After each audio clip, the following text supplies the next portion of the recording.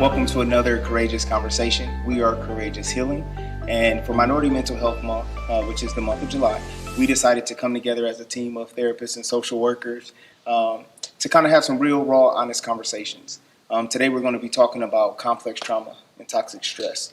But before we dive into the conversation and get into things, I think that it's only fitting that we introduce ourselves so people know who they're looking at. My name is Aaron Lane. I am the co-founder of Courageous Healing, Inc. I am also a master's level social worker. My name is Janelle Lane. I'm a licensed mental health counselor, his partner in everything, also co-founder of Courageous Healing. Hey, I'm Frederica. I am a master's level social worker as well. Hi, and I'm Myquisha, and I am also a master's level therapist. My name is Raphael Bosley. I'm a master's level therapist. Hi, my name is Melissa Hall. I am a master level social worker, activist, and mama. As mentioned, we're going to be talking about complex trauma or toxic stress. So as we talk about these things, I know in our last conversation that we had, we talked about the trauma of racism. But within that conversation, we also talked about how things are layered, right? How not only are we dealing with the trauma of racism, but there's so many other barriers and so many different things that individuals are also facing. So that's kind of a definition of what complex trauma or toxic stress is, but how about somebody give us another definition to kind of make it more simplistic or kind of make it more practical, if you will? What is complex trauma? What is toxic stress? So, complex trauma is experiencing trauma after trauma after trauma, or stressor after stressor after stressor, where there are no gaps or there's no period for your body to come down and regulate. So returning back to that baseline. And so it's this constant cortisol pumping through your body, which then in turn causes you to always be activated, to live activated. So would it be, I guess, wise to say, or would it be a good way to say it as how we're dealing with the COVID pandemic, right? So we're dealing with the coronavirus. We're now dealing with the racial injustice and inequity pandemic. But then on top of that, you have this mental health crisis that people are dealing with. But what I think people often fail to realize or even think about are all the things that individuals were dealing with prior to coming into these pandemics. So we in Fort Wayne, in Southeast Fort Wayne, the community that we're in and that we serve on a daily basis, was dealing with high infant mortality rates, one of the highest in the state, higher than some third world countries. And that is babies dying before their first birthday. We were also dealing with Southeast Fort Wayne being a food desert, right, which is lack of access to healthy foods. And then you put in lack of access to healthcare and all these other things, barriers that individuals are facing on top of these pandemics, right? So that's kind of what we're talking about here, right? That's what we're talking about, the trauma that's layered. Yeah, some of which has been exacerbated by COVID. So if you had a secure job prior to COVID, that doesn't necessarily mean that your job is secure now. And even if you are working from home, waiting to hear back to see if you continue to keep your job, because companies are experiencing hardships right now as well. So there's just a lot of unknowns. How long will this situation be taking place? How will my family continue to be impacted? What will school look like when kids go back to school? Do you send your kids or not? Do you have childcare? Working from home without childcare has been another huge strain on lots of people. So there's layers to it, definitely. So this is a reality for many people. But what we also know to be true is that this reality is more prevalent within populations of color, right? So talk about that a little bit. Why are populations of color more prone to dealing with toxic stress or complex trauma? I would say one of the main reasons that I've noticed with what I do would be just the lack of access.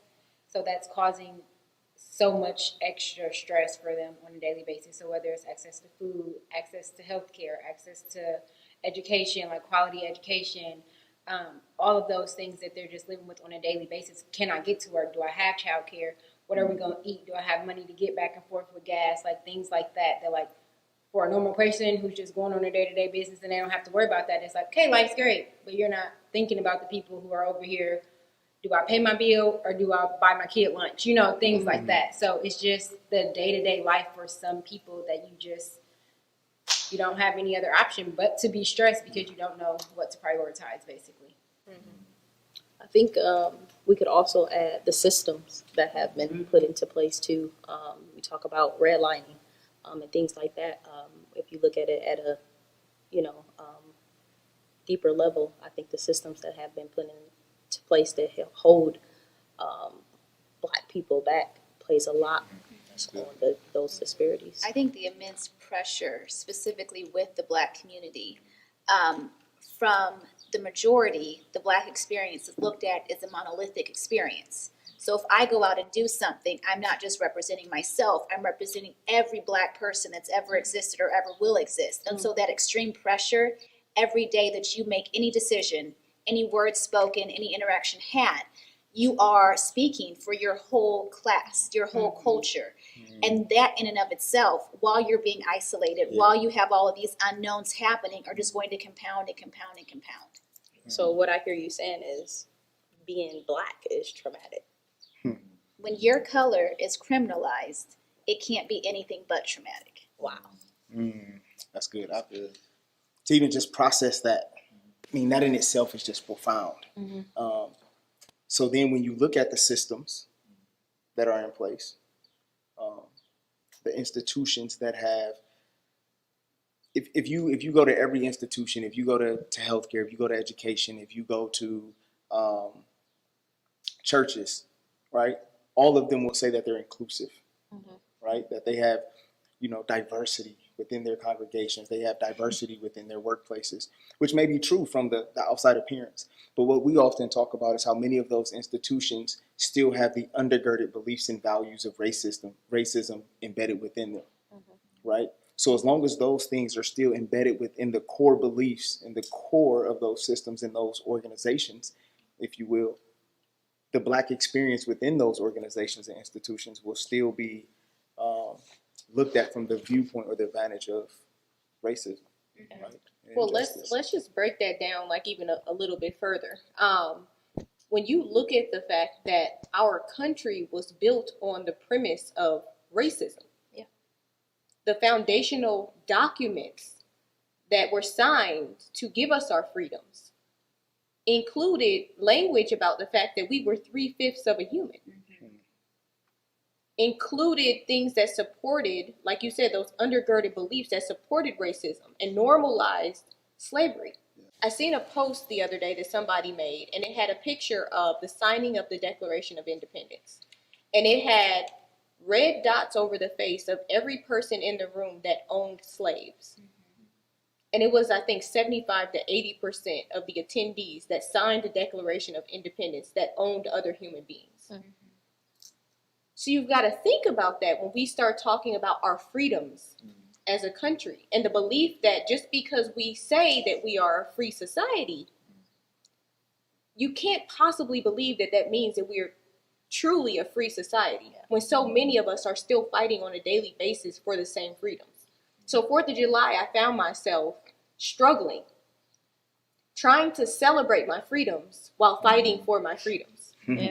Trying to celebrate my freedoms while fully aware that I still need to fight for my freedoms. And it's so conflicting. And this goes to that dual perspectives or that dual consciousness, a double consciousness that we have to live with on a daily basis. My friend's from Rwanda, and we talk all the time. And we've actually just did a conversation recently, like a talk on her show. And she said, I have a place to return to where I get reprieve, where my presence is celebrated. And you don't have that. And that must be so hard. Wow. And that was such a profound statement because it made me realize that I'm here celebrating freedoms in this country that were not meant for me. And there's no place for me to go where those freedoms are assumed, where my value is assumed, where I have reprieve from the burden of carrying the fact that the burden of proof that these experiences are real. And that's heavy. But I think that's what makes it complex, right? That's why we're talking about complex trauma. And how complex trauma differs for people of color.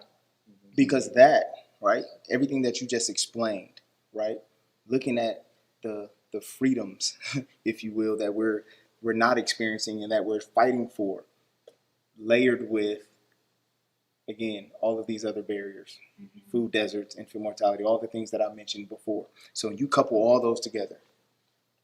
Well, And let's, imagine one person dealing with that, or families dealing with all those things. even from history. So let's look at 4th of July. How many of y'all felt like you were getting a little bit of judgment or shade if you celebrate 4th of July from other people within the culture? I actually seen like actual posts about it. Like if I see you post anything with your family Yeah. in red, white, and blue, then I don't know what they said. But I'm just I thinking know it who was like, posted if you do that, then whatever. But So, let's then look at it. Let's break down the history. So historically, let's go all the way back to slavery. Okay. When did we have opportunities to gather with our family and celebrate? During those nationally recognized holidays when work wasn't happening. So we were then accustomed to celebrating during times where our masters were celebrating. That's the time that you have to celebrate. We built our own traditions around that. But those are our holidays. As African Americans who have ancestors who were brought over against their will, those were the times that were traditionally celebrated. So then those traditions get passed down generation after generation. I don't have traditions around African holidays. I'm not aware of African culture. It's so far removed from my identity. I never had the opportunities to have those things passed down. What was passed down to me is what was passed down to me. I've learned to celebrate those holidays. So now we're not able to celebrate those holidays. We don't know the other holidays to celebrate. It's this confusion around identity again. And this is so much deeper than complex trauma. Complex trauma is stressor after stressor after stressor. We're now talking identity. Identity crisis. We're talking your existence. I think it adds to that when you're sitting here trying to figure out your identity and figure out, okay, like, what is this? How should I do this? At the same time, it's trying to prove that you are worthy and that you should be treated equal and all of these things, and constantly having to deal with microaggressions and like tests to prove that you are like, it's okay for me to have a voice and it's okay for me to do this. So that in itself, like you said, is that complex trauma. It's like, I'm over here trying to do this and I'm trying to figure this out, and at the same time, I'm still trying to prove to you who I am and what I need and all of this, when really, do I really know? Yeah. You know, so. Yeah, and what's so pervasive is that not only are we getting that external dialogue happening, but internally, we're already being programmed from the youngest of ages, when we don't even have language, that white is good and black is bad. White, you have angel food cake and you have devil's food cake. Like, it's so pervasive in every layer of our culture as Americans that we already are assuming that narrative, and it becomes a part of our self-identity. We ourselves are bad. Whites are good. They deserve this. We don't. And we don't have language when that's being formed, but it becomes a part of how we exist in this world. So we don't even think sometimes to advocate for ourselves, because I've been brought up to believe that my voice doesn't even matter. Right. What is my voice outside of the white majority? And so it's that layer, that pervasiveness, when it actually is a part of who you are. How do you separate that then, once you get that identity later? Well, and how does this impact your mental and emotional health if you're a person of color navigating life here? What does that look like? How does it show up in tangible ways? How does it show up in your relationships? How does it show up at your job? What does it look like in your quiet time? I say just constantly just on edge, looking for what's going to be the next traumatic event I have to experience. Hypervigilance. Living your life waiting for the next shoe to drop. Looking over your shoulders. Knowing something bad is about to happen because it has. Because it always has. You don't trust life when it's not. And the interesting thing is, I sit here listening to everybody, it's like, we are just talking about it from a social aspect. So imagine the complex trauma that we get inside the home. Does it make sense? Like, our mind is blown just by addressing what happens outside the home. But what happens when the complex trauma is inside the home? When my identity I'm confused even before I go outside the door. Because I've been sexually abused, because mama don't talk to me a certain way, or my daddy talk at me. versus with me. So I'm already confused and I can't talk to nobody because I come from a culture that pretty much dismiss the notion of talking to someone about what goes on inside the house. That cycle of just That passing cycle, the trauma yeah. down and down. Yep. Yeah. But there's power in naming your trauma. Yeah. Like that's one thing I just want to like, let's not miss the importance of that. Like giving a voice to your pain, identifying the struggle and admitting it is freeing. Yeah. Yeah. It's almost like a scary movie when you hear that music building up. Yeah. You have all this anxiety around what's about to jump out, and then once it jumps out, it's never as scary as you really thought it was going to be. It's the same thing with trauma. Yeah. Thinking that you have to talk about it, trying to avoid it, trying to avoid triggers, trying to avoid having to talk about it, creates so much anxiety that once you actually name it, Right. once you name it, it's never as scary as you thought it was going to be. And it's so freeing and healing that we need to normalize that. Yeah. We deserve that. Yeah. Because you- then and you, you- yeah. Go ahead. I was just going to say, you give the person next to you permission to name theirs as well, Yeah. right?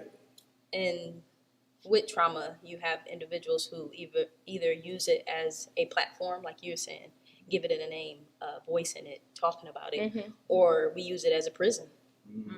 We don't talk about it. We close it off. And then it starts coming out in our different relationships and how we navigate marriage or friendships. So I think that was great that you said that. It's giving your trauma or pain the platform and knowing that it's okay to talk about it. No, that's good. It just has me processing and thinking about so much because as we sit here and we talk about this, the identity crisis aspect of it, we talk about the racism aspect, we talk about all of the barriers and things we have to navigate. And when I think about the systemic nature of things or how things are institutionalized, you take all of that and you put it in one isolated area. So you take all these people who are dealing with these things on a daily And you basis. draw a red line around And you it say, on the map. we don't want to deal with these things, so we're going to put it all in one saturated area, one marginalized area, and you guys work it out and deal with it. So now, when we're talking about these things, we're talking about complex trauma, we're talking about racism, what's the feedback that we get? Well, why are we worried about Black on black crime. right? Which It's is black not on a black crime. thing. It's you guys are taking this out on each other. You don't respect your own things, right? Well, You got a whole population of activated people with limited there. resources, limited access to resources, competing for a way out. This is that crab in a bucket mentality that people talk about all the time, where a crab gets close to the top and the other one will pull it back down to keep that crab from advancing so that they can then have that position. But the question is, how did the crabs get in the bucket? because that's The not their bucket natural is environment. not the natural habitat. Yeah.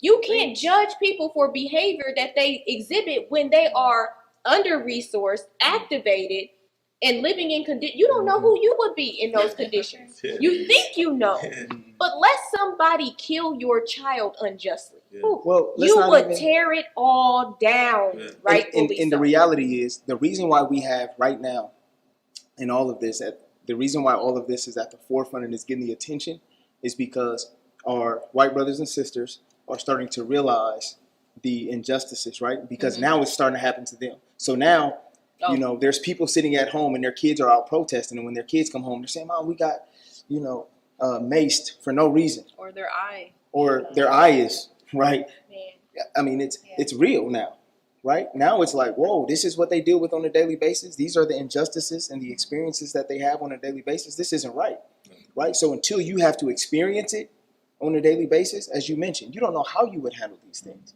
You don't know what it that would validates provoke it in you. a different way. You can empathize with somebody, but when you go through it, it validates it in a different way. And I think the issue that we're seeing is you have the oppressors telling the oppressed how to handle being oppressed. Yeah. Like, you can sit outside of the bubble and say you shouldn't protest or you shouldn't vandalize or break, but you haven't been in their shoes to feel what it is to be oppressed. So of course you can tell me, okay, I should handle it this way, but until you encounter it or you are in a relationship with someone who looks like me and you can feel it, then you won't know. And it made me think about, I know we were having a conversation earlier. Melissa, you used the word catalyst, right? Yeah. And you utilized, it was the straw that Yeah. broke the camel's back, right? Because we were talking about the death of George Floyd, Yeah. right? And how that has now catapulted, or was the catalyst to all of these other issues coming to surface, right? These are things that people have been dealing with for years. Now the death of one man has made everything come to surface because people are tired of being oppressed, right? People are tired of dealing with the systemic and institutional racism that has been prevalent in amongst us for so long. And now that it's all at the forefront, we have to deal with it. Yeah, and what COVID presented was the perfect setting because we didn't have all of these distractions. We were forced to be home. We were forced to, The power of the pause. yes. And so within that pause, George Floyd, for 8 minutes and 46 seconds, had his life taken from him. And we Murdered. felt it. We felt it as a whole. We had to experience that 8 minutes and 47 seconds of pause. Because there was nowhere else to look. And so we stared at it and we had to respond. And in that response, we said enough is enough is enough. And so when I hear this dialogue that it was one man's death, absolutely not. Like you said, he was the catalyst that catapulted us to where we're at right now. And so we will continue to be on the front page of the news. We will continue to be on the evening news because we have to keep this going if we want change to happen. Like I just had a Facebook memory pop up, and I think it was what's his name, Alton Sterling's death. I think it might have been today because I wrote a post about it. And I was like, we can't afford to continue to be hashtags, and here we are, 4 years later, dealing with the same thing. And I, like you said, that was the catalyst, that was the straw, that was the last straw. We're done dying. How should you mentally and emotionally handle something that's not supposed to happen? What is the right response to unjust actions? So in the face of injustice, I'm expected to demonstrate a just response. You have civilians being held at a higher standard than law enforcement who's supposed to be enforcing the laws. So he can get nervous because of my skin and act and shoot me because I make the wrong move, but I have to act in this situation In control. Yeah. Well, it's a trained response. Like what we didn't know about the first civil rights movement was that young men and women were sent away to camps and they had the opportunity to have ketchup poured on them, to have salt, to have things thrown in their face because they had to build that resiliency. Because our fleshly action is to want to respond, to get back at, what you did to me. And they were trained and trained and trained and trained so that it would be second nature to be a peaceful protester. We don't know that, and now we're responding right now. But isn't that so much of what's required to navigate the workplace? Yes. This trained response of people being able to hit you with microaggressions, and for anybody who doesn't know, a microaggression is something that you say that either actively or passively, usually passively, offends. And you're then required to not respond in the face of offense, to absorb the blow so that the offender doesn't have to feel the blow. And it costs emotionally, no matter how trained your response is. You go home and that has to come out somewhere.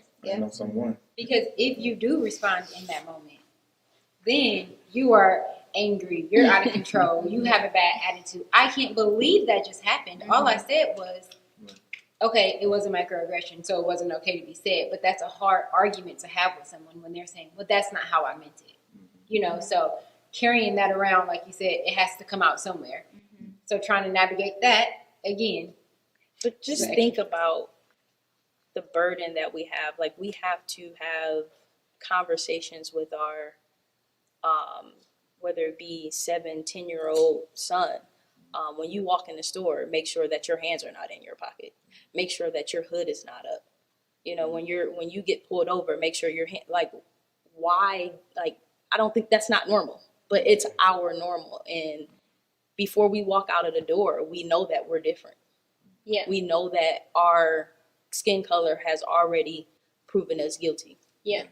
It seems like our conversation has taken a turn more towards cultural issues again, which is hard to stay away from when you're talking about complex trauma, because it is the backdrop against which other traumas happen. Yeah.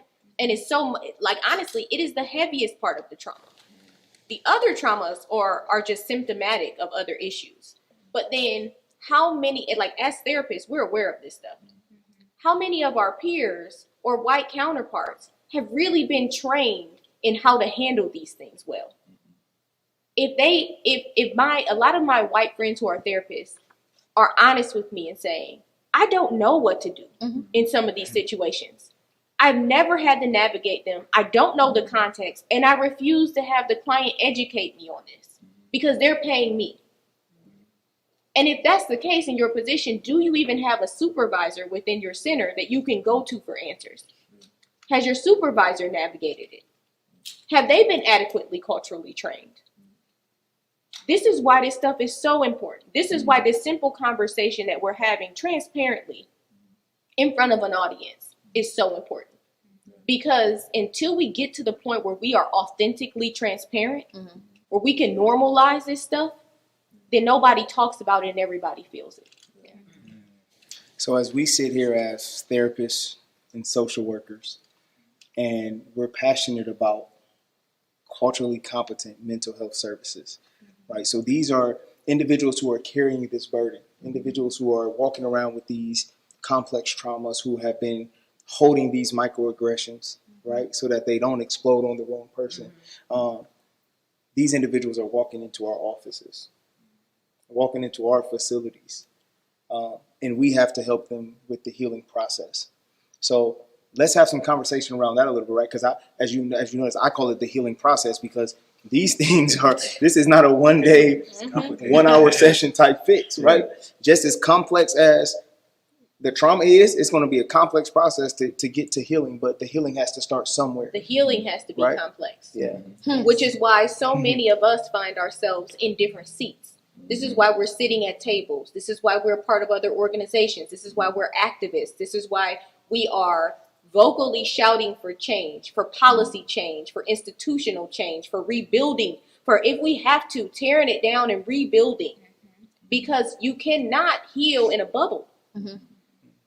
We can't just help people get coping skills to be able to take a punch better. I've had some training, some mental health training, where I was told that the proper protocol is to help people learn how to better take a punch so that they don't feel it. And my question was, how does that differ from their daily experience? That can't be the answer. We can't settle for those answers as therapists in the field. We have to challenge ourselves beyond that. If we're going to treat people and heal people, we have a responsibility to be pushing and advocating for change. We can't just do our work in an office when so much of the impact is created by what's happening out in the world, which is why social work is even a field and a profession. So trying to heal an individual in isolation without addressing the symptoms that are causing it is like trying to heal a woman who's in an abusive relationship without her leaving the relationship. You can give her coping techniques. It's like a child in a school who's being bullied. You can teach them how to take a punch. But if you don't remove the bully, if you don't address the systemic things that make it okay to bully, if there's not harsher punishment for these issues, then you're only partially, you're not even healing. You're treating symptoms. And we have a responsibility to do better.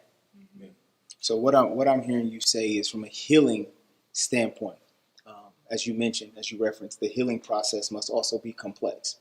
So that means the work of therapists and social workers are now complex, right? So within the social work field, we learned about the 3 levels, right? The macro, the meso, and the micro levels. And it takes work to be done at all those levels, right? Which is why it's important that individuals like us, with our background, with our knowledge and our skill sets, are sitting around boardroom tables, right? Or embedded and working within the organizations, fighting for systemic change, fighting for organizational policies to change, as well as do the individualized therapy, group therapy type work, right? That's what it's going to take to start healing people when we're talking about dealing with complex trauma, right? Yeah, so this stuff is heavy. I mean, it's heavy for us to talk about this and be transparent. Like, it's hard. But, like, I just want to applaud you guys, not only for, like, the courage to, like, do the work, but to transparently communicate about doing the work. Because it requires vulnerability to put yourself out there and to share honestly what the struggles of navigating this journey is. It's interesting because, like, I'm sitting here in this field, and I haven't said much because I'm really trying to process everything. So it's like for me to have the schooling, to have the experience, but still struggle on how to conceptualize it. I can only imagine what it's like for a person that lacks the training, but still has the expectation to respond the correct way. Well, it's because even in the field, we're talking about education, right? When we go and we, have these hour-long classes and we're talking about all this stuff, the one thing they tell you as therapists and social workers is keep yourself out of it. Yeah. Right? Yeah. The session's not about you. Yeah. Right? But one thing that we know when it comes to building relationships and building rapport, especially amongst people, Black and brown people, is that it's going to take you to fully bring yourself. Yeah, Right? I think that's that cultural piece too. Yeah. Like if you go to a Black therapist, you're going to automatically feel that because that's how we're wired to have that relation. Yeah.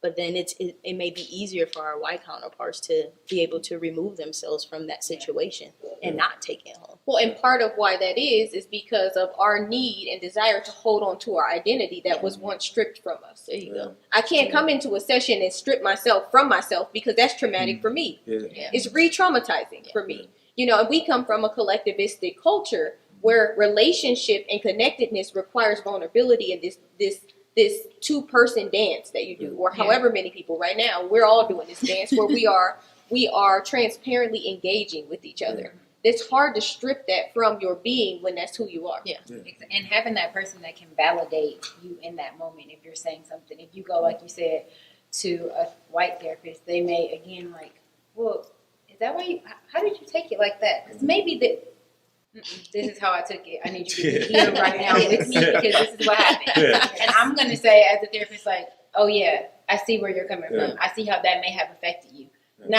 Maybe that's not what they meant, so that's well, and in their defense, we're taught to see things from other perspectives. But when dealing with issues of race and culture, it's invalidating. And if nobody helps you understand that, then you continue making that cultural error or that cultural mistake without knowing it. But safe conversation enables you to learn it. And one of the words you used earlier was responsibility.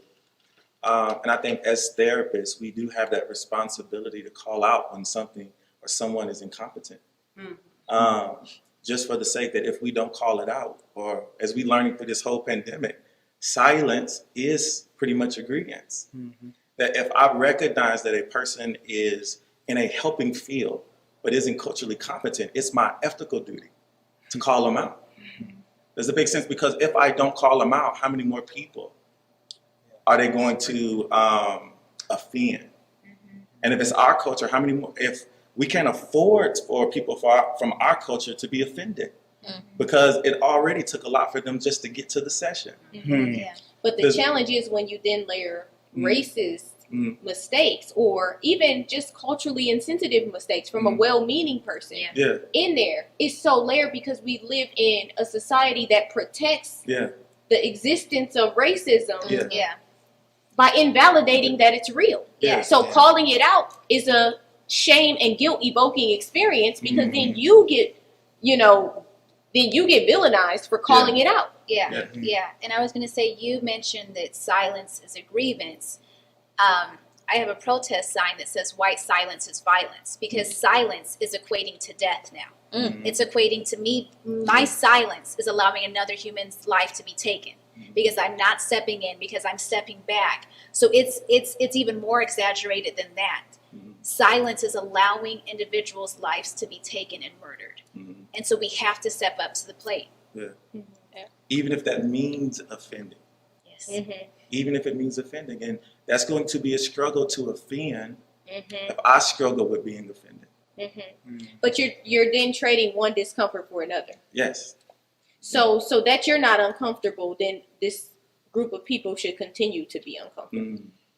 And I think, like you said, society's at a point where they say, enough is enough. So let's go there. Let's talk about that a little bit. Let's go there. For a few I minutes. don't know here. how far you go. Let's talk about that, because we're sitting amongst a team or a group of individuals who are willing to have these conversations, who are really willing to challenge the status quo and call people to the table who are not competent, if you will, or willing to take the steps to become competent. Not and for the educate sake of themselves. being confrontational. Nah.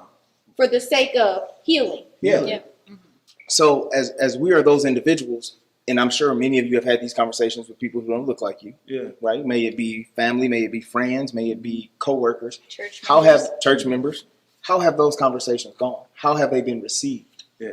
So I'm happy you asked that question because it's not to rush, but yeah. So I've been This is my lane. Let's go there. yeah. I would say I've been privileged, and I'm gonna use the word privilege, to be able to have those type of conversations because it gives me the opportunity to get a different perspective. However, I would say my experience or my perspective has been met with resistance. Not so much because they can't agree with what I'm saying, but, and I want to say this the correct way, so we may have to cut this part, but I want to say it the correct way, is that my friends, and I gotta say this, it's not that they disagree, but most people struggle with being confronted and me not saying something back, but having to sit there and accept pretty much what you're saying and not saying anything back. So a lot of times they literally, and more than one, I'm not gonna call no names, it's not that they disagree, but they immediately was like, well, what do y'all do? I think you get into, That's good. you're putting people in a position to defend who they are. Yes. Yeah. You're putting people in a position to defend their character, to Yeah. defend their identity, Yeah. Isn't that what which we is do the every day? position Yeah. we've been in. Yes. Yes. And it's uncomfortable. Yeah. It's But crazy. nobody wants to be marginalized. No. And that's No. a real and valid fear Yeah. for a lot of white Americans. Yeah. The white Americans who resist the Black Lives Matter movement, or Yeah. who resist being able to embrace the idea that Black Lives Matter. Yeah. I can't say that Black Lives Matter more, because Yeah. that's not what the argument No. is saying, but that Black Lives Matter equally Yeah. as other lives. If you feel an argument up against that, because nobody is ever saying that Black Lives Matter more. No. They're only saying that they matter too. Yeah. The two is implied. Yeah. And the argument wouldn't be necessary if Yeah. history didn't tell us in this country that Yeah. that wasn't the case. Yeah. And so when people feel an argument against that, it's Yeah. typically because they're defending their character and their Yeah. identity and things that have been so foundational to the creation of their being, Yeah. which is the uncomfortable position that we've lived in. Yeah. And that is emotion evoking. Yeah. Yeah. But we know that struggle. Yeah. We have common ground there. Yeah. And that's where I think those conversations can start to shift, is if we can use that common ground to understand that intrinsically nobody wants to be marginalized. Right. Not even you. Yeah. Yeah. That's And good. you hear people say, well, you know, we weren't the one that had slaves. We didn't. Why are we getting, you know, putting the blame on or whatever? But it's like, yeah, we weren't in slavery, but we're still feeling that residual effect of it. So until I stop feeling this, then it is your responsibility to step up and say something. Yeah. On the opposite end, I had a conversation with a family member whose job was having a lot of conversations about racism and things like that within their organization. And he said after one of the meetings, he had a one-on-one conversation with one of his colleagues, which was a white male, who opened up to him and apologized. It was just him, and apologized because he said he didn't realize that he was racist, but it was all he knew, and he wasn't like straight out coming out and saying that he didn't like black people, but that he had some biases, and he didn't realize until these conversations were coming up. But he was upset because he couldn't go back and have a conversation with his father because this is where it came from. So it was just Well, and that term racist has been so demonized. Like, everybody's fear is being viewed as a racist. Yeah. But it's actually a spectrum. And there's culturally proficient Yeah. and culturally unaware, completely unaware. And so you might not be racist, blatant racist, but you can still be insensitive in some ways. And I think that we can't be afraid to admit our deficiencies because as people of color, we're all still learning. We're never completely proficient. To the point where you don't need continued education in that area. And I think it's important to point that out. Like racism is a spectrum. Like you might, like you say, you might not be a radical. You're not out here KKK and, you know, saying the N-word. But what explicit biases do you have that the news have painted this narrative or you know, movies that you watch has painted this narrative? So what implicit biases that you have that you're not even aware of? And I think that takes our white counterparts to not get defensive, like, oh, I'm not racist, but go talk to God, have him search your heart, like, God, what biases that I have placed against Black individuals? May it be, you know, they're a criminal already, you know what I'm saying? So I think it takes them to do the work. We've been doing the work, but it takes them to do the work of, okay, what ways can I start changing the narrative? Well, and if we're honest, we all have biases. Yes. Like we have biases. As a Black female, I have biases about Black men. Not by my choosing, some based off of experience, some based off of things that have been ingrained in my thinking because it's normalized in society. I have biases against white men as a person of color. Because of experiences, because of what I have seen, because of biases that have been projected onto me, you know, and so we have to be honest. You can't be afraid to call out your bias. If you're calling it out and you can be aware and address it, then you're dealing with it. If not, it's still there. It doesn't go away. Because we live with it, and we're aware of it. We've had to learn how to deal with it because like we have biases. I see a cop car and I run the red light because I'm so scared that I don't want to do nothing wrong, but then I done just ran the red light. But it's just something that, like you said, all of us humans have bias. It's just it's becoming aware of it and knowing that it is there. I'm less concerned about whether or not you qualify yourself as a racist. Are you working on being anti-racist? I don't care about that label. I care about what work you're doing to be a better human being, to be a better mother, father, sister, brother, church member. That's the conversations that I want to sit in and have. What do you say to someone that doesn't feel like that's their job? What color are they? So what is your job? What would you say to a white American that doesn't feel as though they have a responsibility to carry, you know, a burden that wasn't theirs, that they didn't create? I didn't participate in slavery. Why is it my job to be anti-racist? Because the two most important commandments is to love Yahweh and to love your neighbor. And are you loving your neighbor? And if you're not, then that's something you got to take up with the big man upstairs. But everyone sitting around here is my neighbor, and I have a responsibility to love them even better than I have been previously. That's, I mean, that right there, that's going to take us out. And that's something We're going to end on that point. But what I love about this entire conversation is that although we began the conversation talking about complex trauma and toxic stress, and then it ventured into the cultural aspect of things and racism, right? It's all layered. That's what complex trauma is. But in totality, we're talking about the Black experience in America. Not only in America, but the Black experience in different states, in different communities, in different neighborhoods. And this is what many people of color, Black and brown individuals, are living with and living through on a daily basis. So let's continue to have the conversations. And it's hard to even talk about it in that way because it almost feels like we're saying we represent all Black and brown people in the world. And we don't. It goes back to that weight of carrying it. We don't.